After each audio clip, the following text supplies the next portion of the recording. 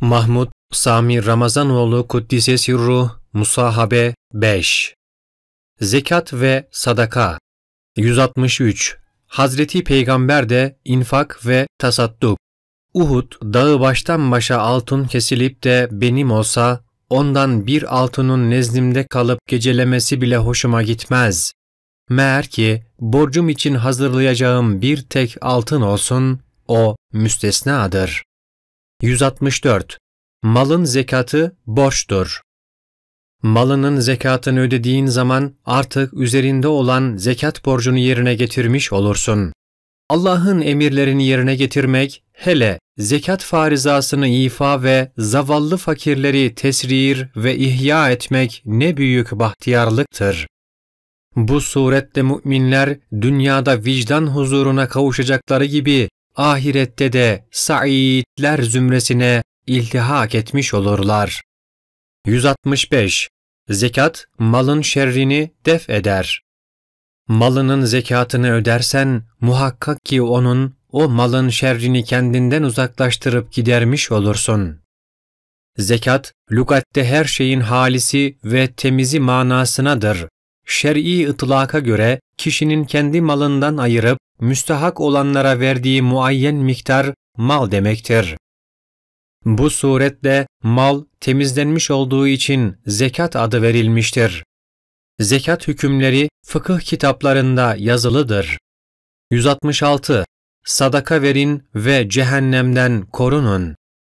Velev bir hurma parçasını sadaka olarak vermekle ateşten sakının. Eğer bunu da bulamazsanız güzel kelime, tatlı dil ile o ateşten korunun. 167 Sadaka gadabı söndürür. Sadaka muhakkak Rabbin gazabını söndürür. Kötü ölmeyi önler. 168 Nafaka da sadaka hükmündedir. Kişi sevabını umarak ailesinin nafakasını temin edince bu onun için sadaka olur. Yani ona sadaka sevabı yazılır. 169 Sadakayı geciktirmemeli. Sadaka vereceğin zaman geciktirme. 170 Sadaka-i cariye. İnsan ölünce ameli kesilir. Yani sevap ve günahtan yapacağı bir şey kalmaz. Ancak şu üç neviden olanlar müstesnadır. 1. Daima akan, öldükten sonra da devam eden sadaka. 2. Kendisinden fayda görülen, talebe yetiştirmek, hayırlı eser telif etmek gibi. Ölünün arkasından da durmayıp feyzi devam eden ilim.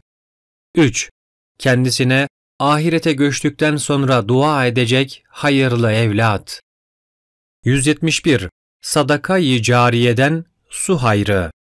Sadakanın en faziletlisi, üstün derecelisi su içirmektir. Su vermek, su hayrı yapmaktır. 172. Sağlıkta yapılan hayır. Kişinin hayatında 1 dirhem sadaka vermesi, ölürken 100 dirhem sadaka vermesinden hayırlıdır. 173. Sadaka ömrü uzatır. Müslim kimsenin sadakası, ömrü tezyide sebep olduğu gibi su-i hatimeden de muhafaza eder. 174. Sadaka belayı def eder. Sadaka 70 nevi belayı men eder. Bunların en hafifi cüzzam ve baras illetidir. 175.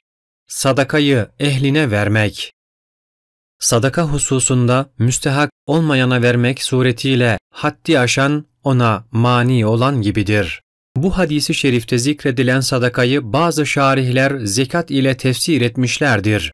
Komşu hatırı, akrabalık gayretiyle müstehakkının gayriye sadaka, zekat diye verilen şeyler sahibini borçtan kurtaramaz.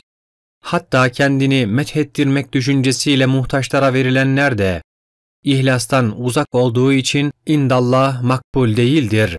Böyle yapanlar haddi meşru aşmış, sadakayı men etmiş yani vermemiş sayılırlar. 176. Dilenciliğin çirkinliği. Eğer dilencilikte olan günah ve zilleti bilmiş olsaydınız, kimse kimseden hiçbir şey istemeye gitmezdi, adımını atmazdı. 177. Veren el alandan üstündür. Yüksek yani sadaka ve hayır veren el, alçak yani sadaka ve hayır alan elden hayırlıdır. 178. Fıtra. Fıtra, oruç tutanın faydasız konuşmaktan ve kötü söz söylemekten mütevellit, günahlarının affına medar, bir temizlik ve yoksullar içinde bir yiyimdir. Kim onu bayram namazından evvel öderse, bu indallah kabul edilmiş bir zekat yani fıtradır. Kim onu namazdan sonra verirse, bu da sadakalardan bir sadakadır. Sadaka-i fıtrı Ramazan bayramının 1. gününün tulu-i fecrinden itibaren vermek vaciptir. Ondan evvel ve sonra da verilebilir.